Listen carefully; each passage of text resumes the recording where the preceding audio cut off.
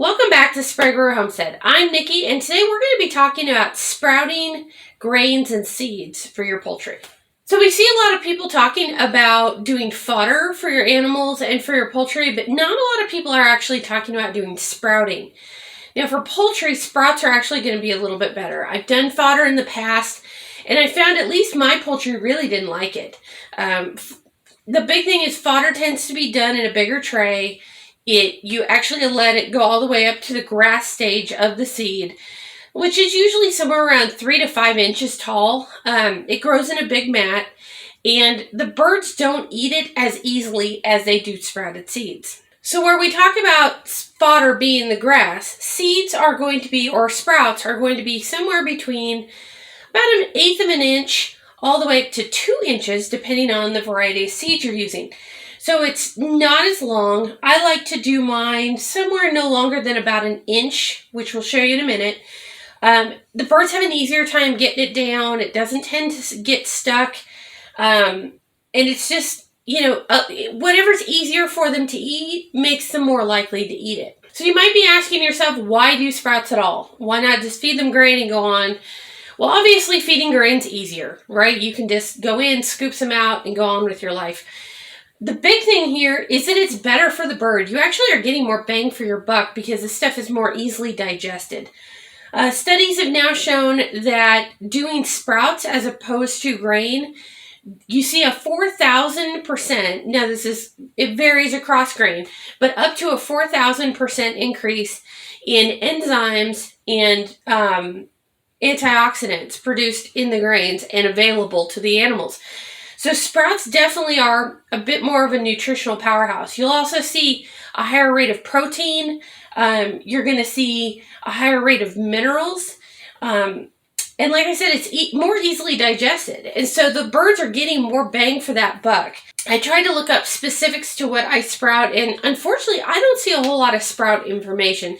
Just these vague studies saying that, yes, it does increase all this stuff. But most of your studies are going to be in stuff that humans are using. So you see far more studies for your alfalfa seeds, your mung beans, lentils, that kind of stuff. Now, what can you sprout for your birds?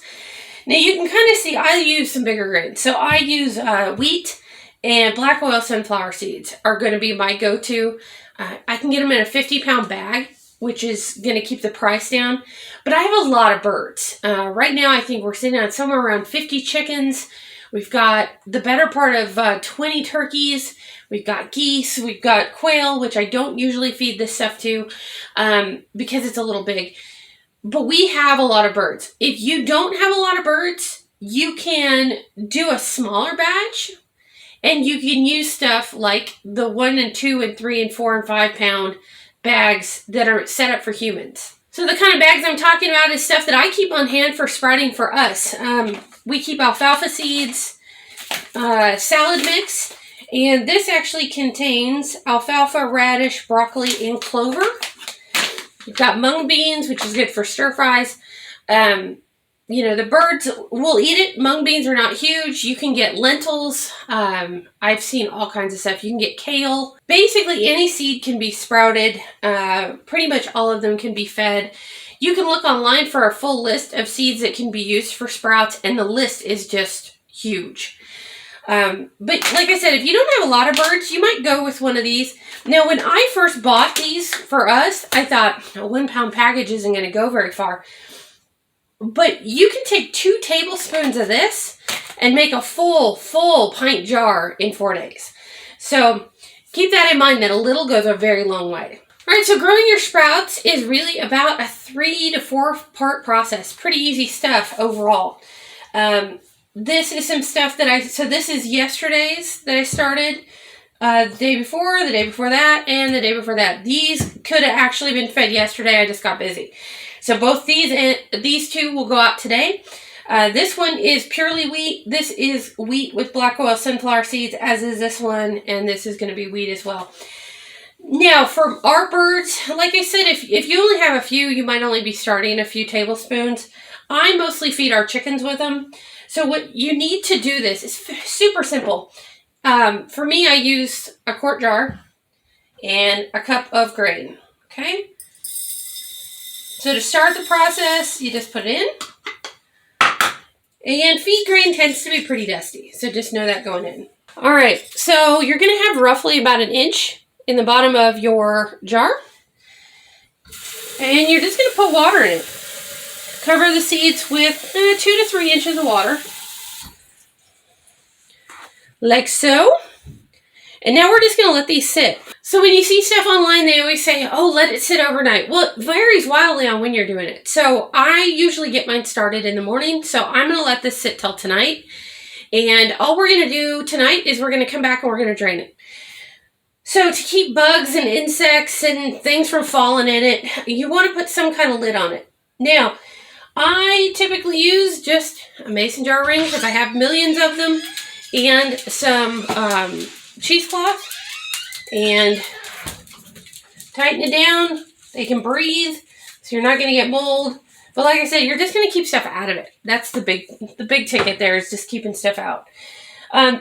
They make, if you're using wide mouth lids, they make these fun little covers. You can get these on Amazon. I think I got a 4-pack for like $16, and little kickstands to drain your jars.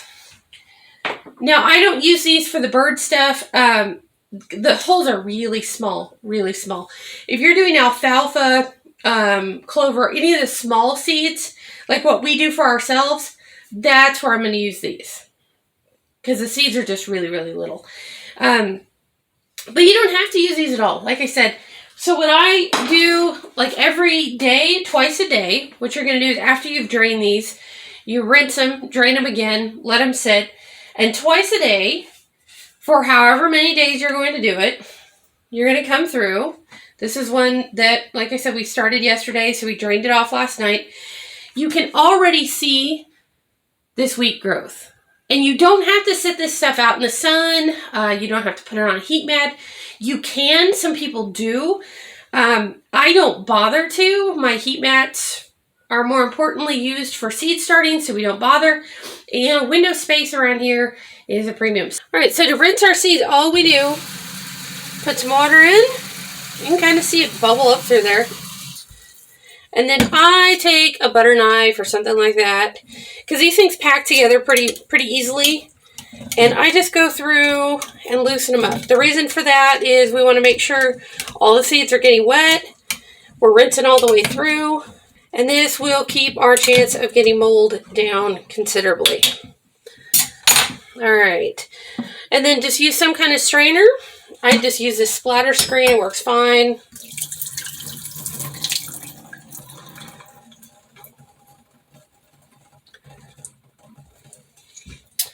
And I will usually rinse them twice just to make sure that we've gotten anything funky going on.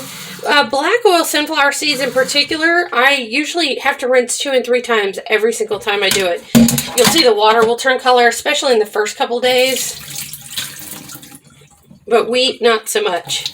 And kind of burp it there. All right. Gonna shake them all back in. And then I also do a visual inspection and just make sure I don't see anything that is trying to grow mold. I'm not usually having a problem with mold in the sprouts. Now, when I did fodder, I had a lot of problems with mold. And with fodder, they'll even tell you to use some bleach when you soak your seeds. I don't want that. I don't want it in my birds. So I try not to do that. And I haven't had a problem to where I needed to do it in the sprouts. All right, so that is it. That one is all ready until tonight. And same thing with the next one. Now, like I said, that is black oil sunflower seeds with wheat. And this is an old jalapeno jar. So you can do this in anything. The big thing is finding a lid to go over it. Some of the big jars, I just kind of set something over it. Again, stir it up to make sure that they're not locking up. You will break some of the fodder sprouts off a little bit. You're not going to break enough of them to hurt it.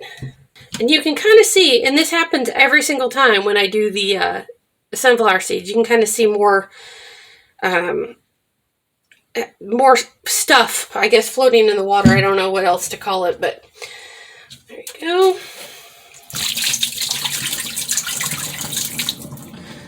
Different seeds will have a different sprout rate.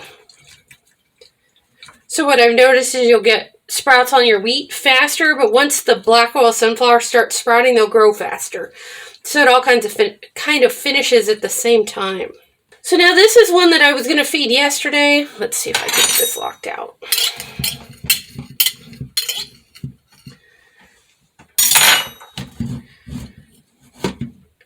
And this is pretty close to where I like my wheat to be.